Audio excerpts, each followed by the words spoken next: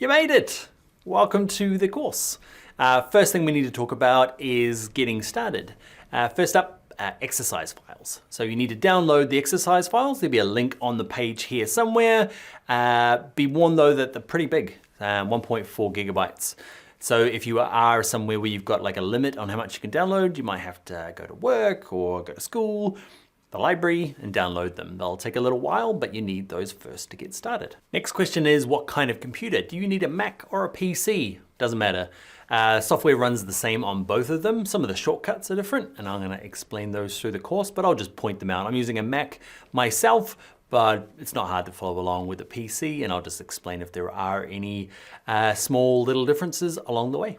So what software do you need? You need Premiere Pro. There's a couple of other different flavors of Premiere, Premiere Rush, Elements, okay? But Premiere Pro is what we're gonna be using in this course. It's the kind of main one that Adobe makes. The other question I get is, can I use an older version of Premiere Pro? Not really.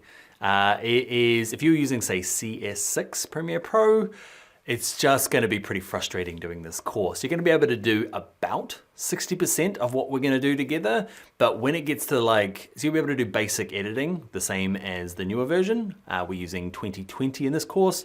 2021's just about to come out. Okay, so anything above or around that sort of time frame will work perfect.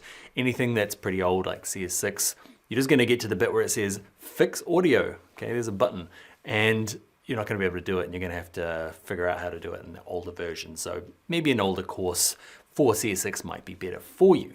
All right, let's talk about hardware. You're gonna need some minimum requirements in terms of your computer or desktop, okay, to actually run Premiere Pro. It's quite stressful on computers. Okay, so the best way to do it is, it changes all the time, so Google the words Premiere Pro system requirements, and Adobe will tell you what the minimum and recommended requirements are. Okay, and the closer to recommended you are, the better, the faster it will run. The minimum will actually run, you won't have any problems, but it'll be painfully slow. Now, a question often asked is, what happens if I'm below the minimum? I've got a really old, crappy laptop. What do? It'll probably still work. I don't know how old and crappy yours is, okay, but I know I've got a PC back there, my Lenovo, okay, it's really old. It's below the minimum requirements, but it still loads Premiere Pro just fine. Okay, I'll take that back, not just fine. It loads, it works. It pops up with a warning saying, hey, we do not support your video card. But you click OK and it still works. So the biggest problem is collecting it from downstairs once I've thrown it at the window. It is painfully slow, but it'll work.